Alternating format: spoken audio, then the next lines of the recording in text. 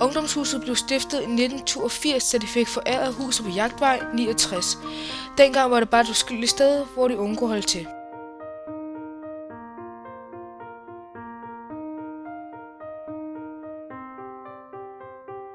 Men i dag, 24 år senere, beslutter politikerne, at huset skal sælges til Faderhuset. Det finder Ungdomshuset sig ikke i, og det resulterede i en masse demonstrationer og ballade. De sidste mange dage har folk fra Ungdomshuset udlagt for flere millioner kroner rundt om i byen. Det resulterede også i mange anholdelser. Mere end 500 er blevet anholdt indtil videre, hvoraf mere end 100 af dem er kommet i fængsel imellem 2 og 4 uger.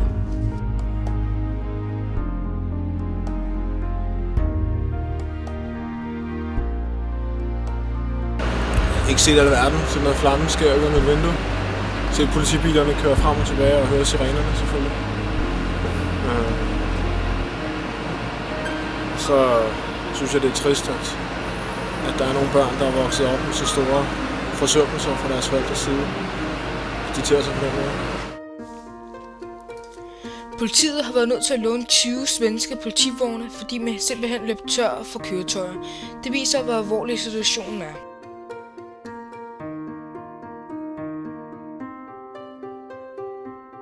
Mange synes også, at det er underligt, at aktivisterne kommer til Christianshavn og Amager.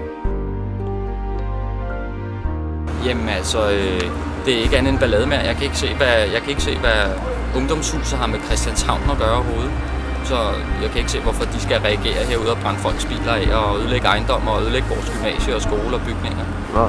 Det er jo ikke andet end noget, der koster alle os andre penge. 100% det er på grund af Christiania, og det er på grund af Christianshavn Gymnasium. På Christianshavn Gymnasium der har de faktisk en alarm, så hvis det sker noget med Ungdomshuset, så går den alarm i gang, og så er der en masse, der går ind og finder ud af, hvad der sker og hvad der skal gøres. Og 100% det er mange af dem på Christianshavn Gymnasium, de kommer også meget ind i Ungdomshuset.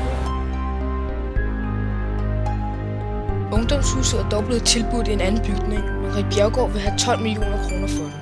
Det vil Ungdomshuset ikke gå med til. Det vil højst give 1 krone. Men altså i øvrigt så synes jeg, at vi skal selvfølgelig have et sted at være. Og der skal også være plads til nogle mennesker, der er anderledes i vores samfund. Og det synes jeg godt, vi kunne bidrage til en gang imellem.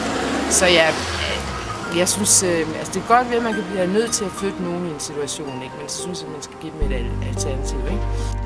Også mange udlændinge kommer til Danmark uden at vide det mindst om Ungdomshuset. De kommer kun for at lave ballade.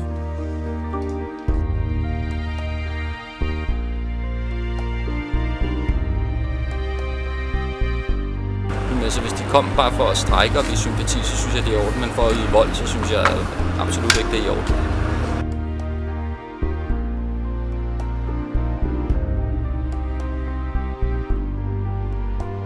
Ja, det ser ikke godt ud. Det eneste, vi kan håbe på, er, at vi finder en fair løsning.